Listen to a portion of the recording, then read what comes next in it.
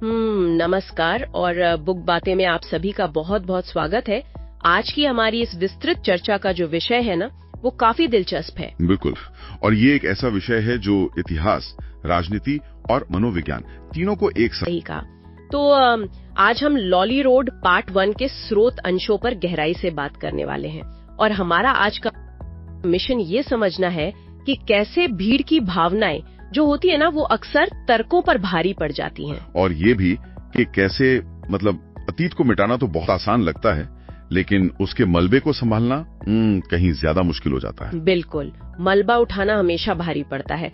तो चलिए थोड़ा माहौल बनाते हैं। आजादी के ठीक बाद के मालगुडी शहर की बात है। हर तरफ बस एक ही गूंज है, नई आजादी, नया भारत। हाँ, वो एक संक्रमण काल था।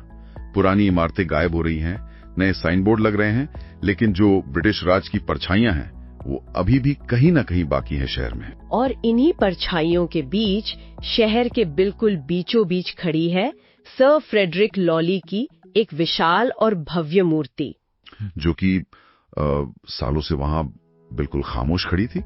और दिलचस्प बात यह है कि लोग वहां से रोज गुजरते थे, लेकिन कोई उस पर ध्यान ही नहीं देता था। हाँ, मतलब कोई मुड़कर देखता भी नहीं था।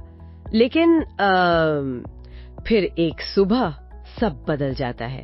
अचानक एक बदलाव का क्षण आता है। बिल्कुल, एक राजनेता अचानक उस मूर्ति के पास आकर खड़ा हो जाता है और जोर जोर से चिल्लाने लगता है, ये गुलामी की निशानी है, इसे हर हाल में हटाना होगा। और सबसे हैरानी की बात ये है कि तुरंत ही जो वहाँ भीड़ थी ना, वो उससे सहमत हो जाती है। एकदम से विरोध प्रदर्शन शुरू हो जाते हैं। हाँ, बिना कुछ सोचे समझे बस लोग उसके पीछे हो लेते हैं। मुझे तो ये पूरी स्थिति बिल्कुल वैसी लगती है जैसे मान लीजिए आपके घर में कोई पुराना बहुत भारी सा फर्नीचर सालों से रखा है। अच्छा। हाँ, और किसी ने इतने सालों में उसे नोटिस नहीं किया, लेकिन फिर एक दिन कोई मेहमान आता है और कह देता है कि अरे ये फर्नीचर कितना बदसूरत है। और बस फिर क्या, अचानक घर वालों को भी वो फर्नीचर खटकने लगता है। बहुत ही बढ़िया एनालॉजी है ना? उन्हें लगता है कि बस इसे आज ही घर से बाहर फेंक दो। लेकिन मेरा एक सवाल है यहाँ पर, अगर ये मूर्ति वास्तव में इतनी ही अपमानजनक थी, तो लोगों को इस पर गुस्सा आने में इतने साल क्यों लग गए? यही तो भीड़ के मनोविज्ञान यानी जो क्राउड साइकोलॉजी होती है, उसका सबसे बड़ा खेल है। अगर हम स्रोतों को देखें तो पता चलता है कि असल में किसी को सर लॉली के बारे में ज्यादा कुछ पता ही नहीं था। अच्छा, मतलब बिना जाने ही सब गुस्सा हो रहे थे। बिल्कुल, किसी को उनके काम या इतिहास का पता नहीं था, बस अफवाहें उड़ने लगी।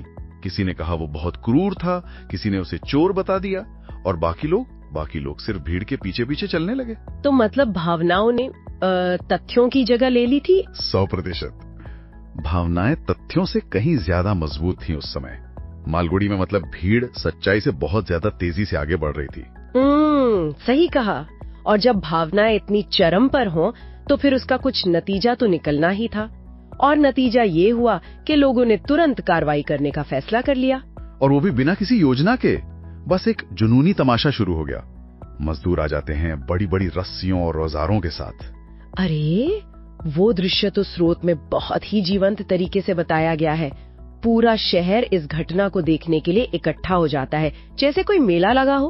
हाँ, बच्चे आसपास की दीवारों पर चढ़ जाते हैं, और जो दुकानदार है ना, वो अपना काम छोड़ के दुकानें जल्दी बंद कर देते हैं इस नजारे को देखने के लिए। और हर तरफ बस एक ही नारा गूंज रहा है, लॉली रोड का नाम बदलो, मूर्ति हटाओ, खींचो, गिराओ।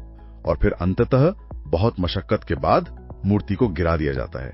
धूल उड़ती है और लोग एकदम नाचने गाने लगते हैं, जश्न मनाने लगते हैं। लेकिन यहाँ मुझे एक बात थोड़ी अजीब लगती है। क्या? मुझे लगता है कि ये कोई गंभीर ऐतिहासिक या राजनीतिक बदलाव कम और एक स्थानीय मेले का तमाशा ज्यादा लग रहा था। क्या लोग सच में अपने अतीत को हरा रहे थे, या उन्हें बस एक सार्वजनिक तमाशे में मजा आ रहा था? आपका ये सोचना बिल्कुल जायज है, और एक्सपर्ट्स भी यही मानते हैं कि ये मूर्ति का गिरना एक तरह का इंस्टेंट ग्रेटिफिकेशन यानी तात्कालिक संतुष्टि का प्रतीक था। तात्कालिक संतुष्टि? थोड़ा और समझाइए इसे। भीड़ को ऐसा लगा कि उन्होंने बस एक झटके में रातों रात अपने अतीत को हरा दिया है। किसी बड़ी ऐतिहासिक चीज को नष्ट करना अक्सर समाज के लिए एक सामूहिक भड़ास निकालने जैसा होता है। हाँ, एक तरह का कलेक्टिव कैथार्सिस। लेकिन भड़ास तो निकल गई, जश्न भी खत्म हो गया, और फिर जब धूल छंटती है तो गुरुत्वाकर्षण और असली दुनिया की परेशानियां सामने आती हैं। बिल्कुल। जो मूर्ति कल तक गर्व या नफरत का प्रतीक थी, वो अब सिर्फ बीच सड़क पर गिरा हुआ एक बहुत भारी पत्थर का टुकड़ा है, जिसे हिलाना भी मुश्किल है। मूर्ति इतनी भारी है कि नगरपालिका में एकदम से घबराहट फैल जाती है, क्योंकि किसी ने इस बारे में तो सोचा ही नहीं था कि गिराने के बाद क्या करेंगे। हाँ, अधिकारी अपने कुर्सियों पर पसीना बहा रहे हैं, बहस चल रही है कि अब इसे कहाँ रखें, कौन संभालेगा, और सबसे बड़ा सवाल, इसका खर्च कौन देगा। ये तो बिल्कुल वैसी स्थिति हो गई कि मतलब गांव वालों ने जोश जोश में एक जंगली बाघ को पकड़ तो लिया, लेकिन अब उसका करना क्या है ये किसी को नहीं पता। बहुत ही सटीक एनालॉजी दी आपने। सच में बाघ पकड़ना आसान था, लेकिन उसे पालना या छोड़ना दोनों ही मुश्किल है। प्रशासन की हालत भी ठीक वैसी ही हो गई थी। तो ये बात तो साफ है कि विनाशकारी कार्रवाई के साथ शायद ही कभी कोई रचनात्मक या कंस्ट्रक्टिव योजना जुड़ी होती है। बस तोड़ दिया, आगे क्या करना है पता नहीं। और यही बात पार्ट 1 इनसाइट में बहुत अच्छे से बताई गई है। भीड़ हमेशा पहले भावना के आधार पर काम करती है और सोचती बाद में है, और फिर प्रशासन को उसका नतीजा भुगतना पड़ता है। बिल्कुल। ये जो नगरपालिका का डर था, ये उस प्रशासनिक बुरे सपने को दिखाता है जो जनता की आवेगपूर्ण मांगों को बिना सोचे समझे पूरा करने के बाद आता है। हाँ, इतिहास के प्रतीकों को हटाना बहुत आसान है, लेकिन उसका जो मलबा होता है ना, उसे मैनेज करना एक असली चुनौती है। एकदम सही।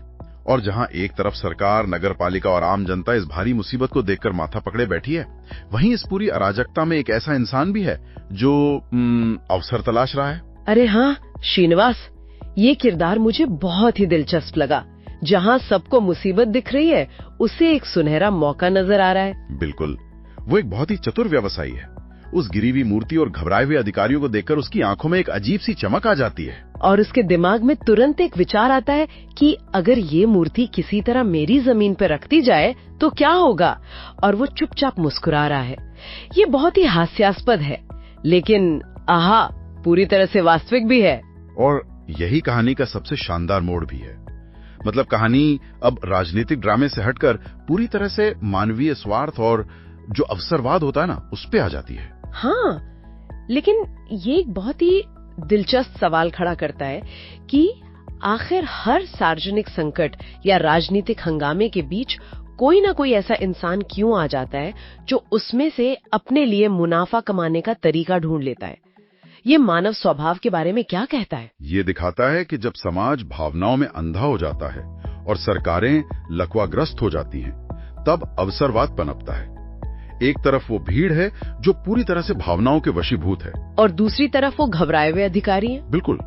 और इन दोनों के ठीक विपरीत है श्रीनिवास का एकदम ठंडा और कैलकुलेटिंग दिमाग, जो इस पूरे ड्रामे से भावनात्मक रूप से बिल्कुल अछूता है। एकदम सही कहा। स्रोतों के अनुसार हर सार्वजनिक अराजकता में मतलब कोई ना कोई हमेशा व्यक्तिगत लाभ खोज ही लेता है, और श्रीनिवास उसी का सबसे बड़ा उदाहरण है। तो मतलब ये पूरी कहानी हमें एक बहुत ही यथार्थवादी मोड़ पर लाकर छोड़ देती है।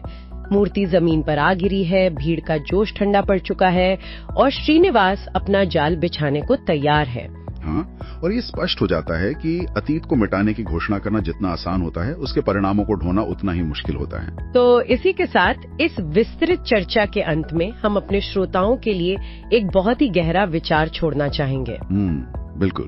जब भी कोई समाज अपने अतीत के भौतिक प्रतीकों को मिटाने की जल्दबाजी करता है, तो क्या वो वास्तव में आगे बढ़ता है, या फिर वो सिर्फ श्रीनिवास जैसे अवसरवादियों के लिए फलने फूलने की एक खाली जगह तैयार कर रहा होता है?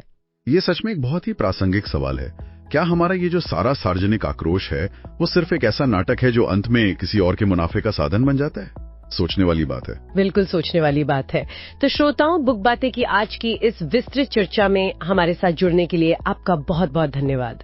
और अगर आपको ये चर्चा ज्ञानवर्धक लगी हो तो अपने विचार हमसे जरूर साझा करें। हाँ, इस एपिसोड को लाइक करें, कमेंट सेक्शन में अपने विचार बताएं और अपने दोस्तों के साथ शेयर करें। साथ ही हमारे चैनल को सब्सक्राइब करना ना भूलें। और ऐसी ही बेहतरीन सामग्री के लिए हमेशा हमारे साथ ट्यून इन रहें। बिल्कुल। और हाँ, ताज़ा अपडेट सबसे पहले पाने के लिए वो जो बेल आइकॉन है ना, उसे जरूर दबाएं। तो मिलते हैं अगली विस्तृत चर्चा में।